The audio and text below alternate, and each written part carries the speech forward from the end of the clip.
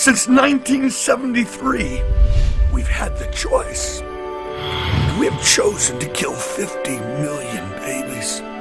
That's more than the combined populations of Atlanta, Boston, Chicago, Dallas, Denver, Detroit, Houston, Los Angeles, Miami, Minneapolis, New Orleans, New York, Philadelphia, Phoenix, San Francisco, Seattle, St. Louis, and Washington, D.C. We have chosen to kill a baby every 22 seconds. Sexual immorality in the U.S. has now reached unprecedented levels. The pornographic industry is larger than the revenues of the top technological companies combined.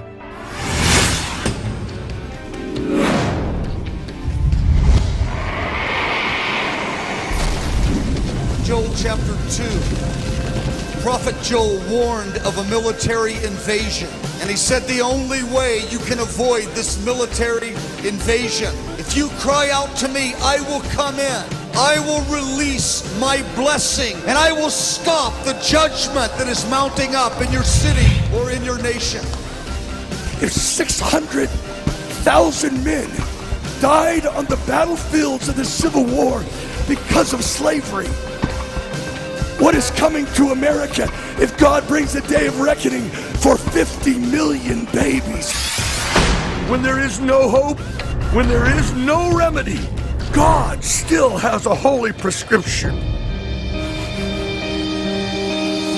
8 years ago, 400,000 young people gathered to the mall in Washington, D.C.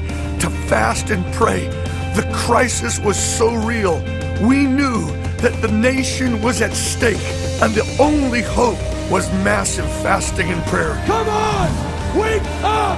Wake up! Wake up, church! 8 years later, the stakes are higher than they've ever been. If we call upon him in the day of trouble, he will answer us, and he will hear us and show mercy to us. I believe there's a generation that's going to raise up a prayer movement and a voice in America that's going to overthrow this altar of death. It is in moments like these, when there is a desperate need for the Great Awakening. It is in moments like these when justice must prevail. God summons his people to united fasting and prayer, to see and to believe that a nation can turn back to God. We stand at the hinge of history. God, break the rebellion and raise up a revolution.